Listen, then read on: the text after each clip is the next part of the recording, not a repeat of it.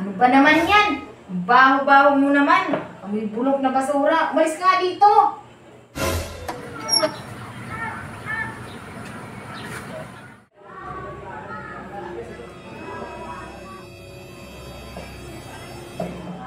Ano ba naman yan? Baho-baho mo naman. Amoy bulok na basura. Umalis ka nga dito. Ganun talaga kasi maghapon naman nagpapadyak eh.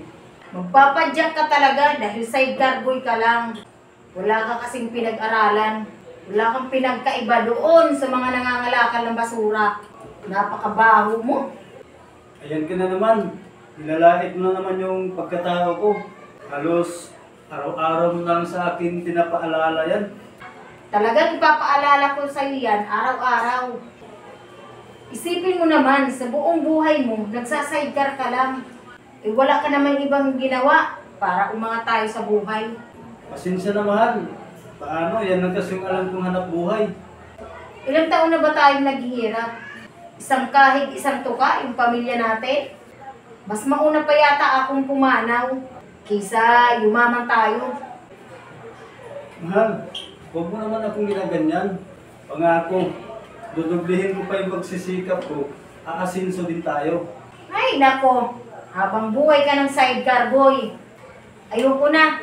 Sawang-sawa na ako sa ganitong buhay. Umalis ka na dito.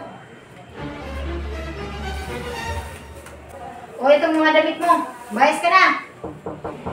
Tao po. Tao po. Tao po. Tao po. Sino po sila? Andito ba kayo para langitin din yung pagkatao ko? Ay, hindi po sir. Empleyado po ako ng City Hall.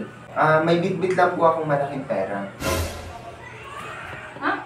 Tama ba yung narinig ko? May dala kong pera. Halika, tuloy ka sir.